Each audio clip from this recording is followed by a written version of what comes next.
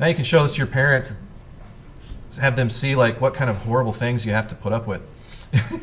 Okay, so so compositing, we're going to cover the following 4 areas. Those are resolution, photo plate, perspective, and we're going to creatively mend some things together. We'll get progressively more in depth in this unit. This is what you could consider the hump of the class, where things start to get pretty chunky. There's a lot to remember in addition to what we have learned in design. And the reason for that is because we're shifting more of a focus onto digital now and learning how to use these digital tools with a solid foundation already in place on how design works and composition and all of that. So with that, let's take a look at compositing. So compositing is a lot of fun. You're creating scenes that don't exist. You're using multiple photo assets to generate something that could be believable as if you're looking at it. I'm using a whole lot of stuff from the Onion News. The Onion News is a fake news website that makes comedy out of current events. And so this one is about Arby's. And what they did is they composited a sign, and it's all about the Arby's new grab and go, where for like $2.99 you can jump behind the counter and grab as much roast beef as you can stuff into your pockets, like in 5 seconds. So it's really good for comedy. And you can see like this old man, he's from a different photo. Almost every person is from a different shot. They have what's called a photo plate, which is the foundational image that holds the entire piece together. And that's the Arby's restaurant here. So they love to do things. This was back with our previous president. There's a lot of funny stuff on Joe Biden, and he would always get in trouble with the law. And so they'd composite a whole lot of photographs of him as being this crazy, wild. Here's one where the president gets really big, like grows 50 feet tall and starts smashing stuff. It's really funny. But you can see all these elements are believable. They look as if they could be happening. And we're going to take some of those apart. And one of the biggest areas that you see compositing in is in, for example, like movie posters. Trying to get the elements to creatively gel together. And so using your graphic design training, your design principles, that's the foundation. Using the computer to do all this, that's the ultimate goal, is to implement. Here are some samples of some things that we're going to do. So this is Jack's creature composite that he did last year. It's pretty rad. There's reasons why it looks like it goes well together. Here's a combination of 3 different animals. It's a turtle, a kitten, and a guinea pig. Just kind of jam all those together. You can make some pretty fun stuff. And this was a student's project from our money currency lab. And not only did she generate all of the money composited from scratch, but she also took the photo plate from her bedroom and composited all the different elements in the shot. So that would even mean like the coffee mug, the pencils, the laptop, everything.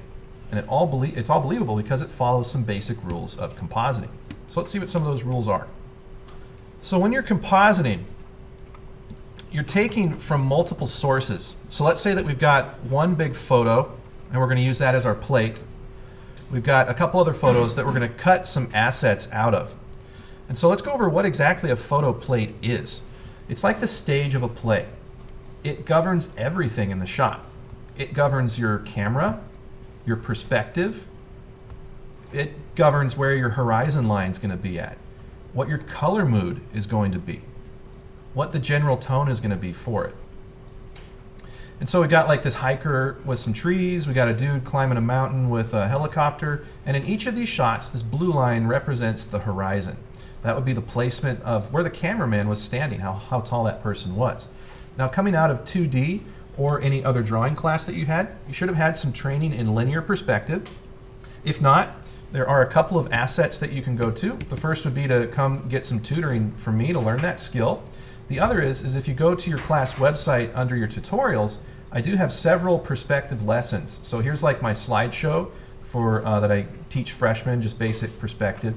If you want to know how a horizon line works, I've got a breakdown on that as well. Many different demos with perspective, and most of all on my YouTube channel, there are several perspective videos to help train you up. You could go to your Frayer library as well. And I've got many little short tutorials on how perspective operates. Horizon line, vanishing point. For example, here's 2 point. How does that work? So you can train and study yourself up to be proficient with this. But at this point, you guys, I'm approaching this as if you've already been trained in this and know how it works already. With that, we would then composite all of these elements together. So we've got one hiker. Here he is, repeated 2 more times and placed in the shot. Here's the helicopter, placed in the shot. Here are the trees, placed in the shot. And you can see that because of where horizon is on this hiker right here, it crosses just through the top of his head. So that means where the horizon is on my photo plate, he's going to be intersecting horizon at the same place. Because the cameraman was slightly taller than him when he took the shot. We're looking down at him. All right. Likewise, the helicopter is above horizon in its original photo. Therefore, I'm going to place it above horizon in our composited photo. There's a wide variety of things that you do when you composite. First of all, again, you're working off of a photo plate. You're matching perspective. We just saw a little bit of that. We'll go over that a little more. One thing you'll learn in your next lesson is how to adjust the light source. You see, when you're taking photographs from different locations, it might have been lit on the left side, but your photo plate might have your light source on the right side. So you need to correct that as you work. Contrast might be different as well. Maybe your photo was taken on a cloudy day, but your assets that you're putting into your photo plate are from a sunny day. You need to correct that. Messing with the colors, that's a big one. Frankensteining, you'll see what that means in a little bit. You're going to learn a lot of special effects, like how to do volumetric fog, how to add textures, and then manually painting in the shadows. So your go-to tools for compositing. You're going to be using a lot of selection tools. That's your magic wand, your marquee, and your lassos. You use your brush a lot for changing light. You use your eraser even more for removing parts of your photos, like trimming. We do a lot with repair tools. So just like from your train torture exercise, using cloning and also your healing brush to get seams out of the way. We get very creative with layers. Lots of transforming happens. You shrink and you stretch and you even rotate some things. Even tweak the perspective a little bit. You'll be using the line tool. That's mainly to build your perspective grid. Adjustment tools are huge. That would be your color balance, your hue and saturation, your levels adjusts. We do that a ton. Sometimes you might use layer styles, sometimes not, but I haven't taught this to you yet, but filters. We use a lot of filters, and those would be special effects, like depth of field blurs and everything. So I think one of the most important things before we learn how to build the plate is this. When you build the plate, make sure you're working only with high-res images. High-res means that you're over 1,000 pixels in size. You go to Tools, Size, and then maybe like larger than 1,000 pixels or even larger than 2 megapixels, all right? That'll trim your results, but that'll guarantee that you have high-res images. The reason for that is if you have a low-res image in a high-res shot, it looks, the illusion doesn't work. It doesn't look believable. It's what you could call the Photoshop effect, where you can tell that something has been Photoshopped. And it just doesn't gel with the rest of the piece. So always use high-res images, and do know that, let's say you're going to use, let's say this is a high-res image, and you're using a small part of that, that's still the same as a low-res image. Meaning this small thing will feel out of place on a really, like if you made it really huge, it will feel out of place. It'll get all pixelated. So for example, if I wanted a helicopter, I might look for a picture of a helicopter that fills the bulk of the frame, okay? So that means it won't look all pixelated and nasty. All right, so let's prepare the plate. So the first thing that you do is you try to have a good idea of what you're gonna do. Always fall back on your composition. Have a good solid understanding on what's gonna go where. And that is choose a photo or composite a photo together. And I always start with the rule of thirds in general. You wanna have a main focal point. Now naturally the majority of what you're gonna be creating is not in this photograph. So wherever that's at, you might wanna consider leaving some areas blank or planning ahead on where things are gonna be. So for example, if I'm gonna have a big old monster in here and I want it at this action point, then this hill really isn't gonna matter very much because I'm gonna be putting things over the top of it. Your photo plate can be a single photo, Or you could even composite multiple things together to make the photo plate that you want. So for example, maybe this mountain came from one photo, this cliff from another, and then this like beach came from another as well. So it's totally up to you how you want to do that. So I just did a little sketching here. This is just to pretend, we'll pretend that this is a photograph. You want to make sure that your color mood is the mood that you want. The way that you play with your colors is you use your hue and saturation tool, or you do what's called color grading. So you might have a very bland, boring piece, but to color grade, what you do is you, in a new layer, you paint bucket in a new layer like the general color that you want, and then you turn the opacity down to like 4 or 7%. Like very, very subtle, because remember these pixels are covering up over here. And what it does is it changes the overall mood. So this went from like black and white, and I warmed it up to like a warm color.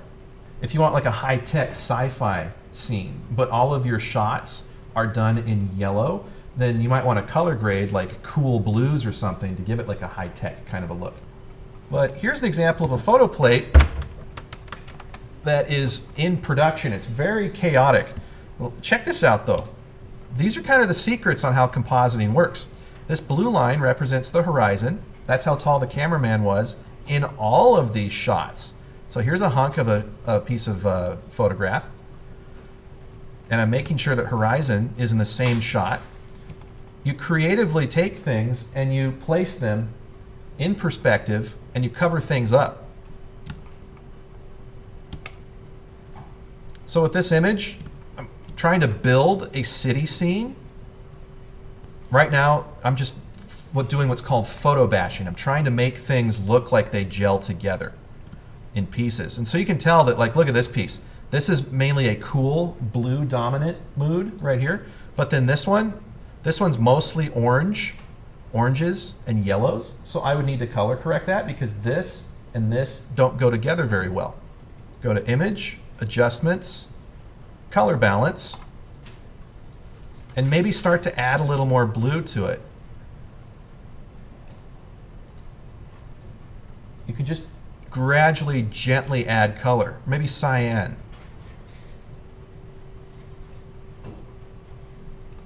So that would be your color balance tool, and now this gels a little bit better with this. So again, your photo plate can be totally unrelated to the subject matter. Does this place look kind of familiar right here? All right, so we were messing around with this last year. Here's an example of how compositing can dramatically change stuff. I mean, like dramatically. So this would be that area if we threw a sofa, a big flat screen, and a few disco balls. And you can see, like, if we look even over here in this area, color, shadow, all that was added.